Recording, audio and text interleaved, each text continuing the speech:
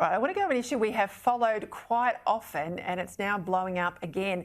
Queensland growers and businesses are up in arms following the announcement of cripplingly low new water allocations from the Paradise Dam, which is just outside of Bundaberg. Now, last year, remember, the Palaszczuk government downsized the dam. They cut the dam down. Concerns about safety, but they're refusing to crack on and get those concerns fixed, which means that this year, farmers who draw their water from the dam will get just 22% of their allocation. That's down from 100% of water last year. Now, it's a hammer blow to local economies. They've put thousands of jobs at risk. Millions of dollars have been spent putting the crops in.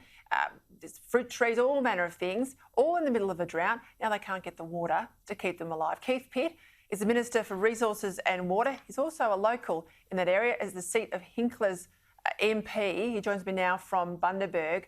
All right, Keith Pitt, this is a huge issue. You and I have talked about it. Bundaberg is a food bowl to this country. We've got a lot of jobs at risk, a lot of investment here. How on earth do we get in this mess? Oh, it's pretty straightforward. I mean, the Paradise Dam was built to a price, not to a standard. And what we've seen, Peter, is that since commissioning in 2005, we had a massive flood in 2013, which I know you're aware of. You were up here. At 5 times the dam's capacity, was spilling over it every single day. Now, it was damaged, but it certainly didn't fail. That was repaired over a period of 12 months. We've since had the state government, the Palaszczuk state government, send 100,000 megalitres of water out to sea so they could do the destruction of this dam. Now, that's almost 2 years' worth of supply for our local growers. We now find ourselves in a position where there's a 22% allocation. We've got people pulling out trees already, tearing their hair out. And, of course, we're losing investment and confidence. It's a terrible position. All right, give me 22% allocation. I mean, I've come from a farming community. If you've had 100% one year and you're down to 22% the next year, it doesn't add up. Give me a sense of what it means on the ground. Well, we've seen reports of people pulling their avocado trees out. I mean, this area has been transitioning from sugarcane to other high-value crops now for a number of years. We're the biggest producers of macadamia nuts in the country. There's over $1 billion worth of ag comes out of this region. A lot of that, of course, is reliant on water. Paradise has been more than 90% reliable since it got inflows. And if we didn't have inflows in recent months, I mean, that allocation would be even lower. So farmers are now deciding what they'll take out, what they can buy from temporary markets elsewhere for exorbitant prices. But it's really damaging. Whether you run the local irrigation shop or the local bakery, this will affect you. Yeah, that's the point, isn't it? It's not just the farmers and those that come for the periodic jobs to pick the horticultural crops. It's the bloke that sells the fertiliser. It's all the other businesses, the motels, the hire cars, all the other stuff in town. That's the real worry. What's the sort of broader regional economic impact?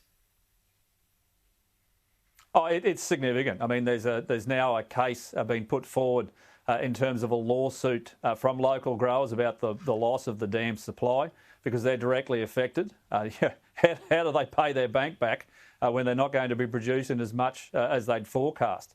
I mean, it's just a ridiculous position to be in. And I mean, in the last 30 minutes, we've had the State Minister, Mr Butcher, has been out on local media. I still can't answer the simple question, will they repair the dam? And secondly, they can't even give us a timeline as to when that decision might be taken.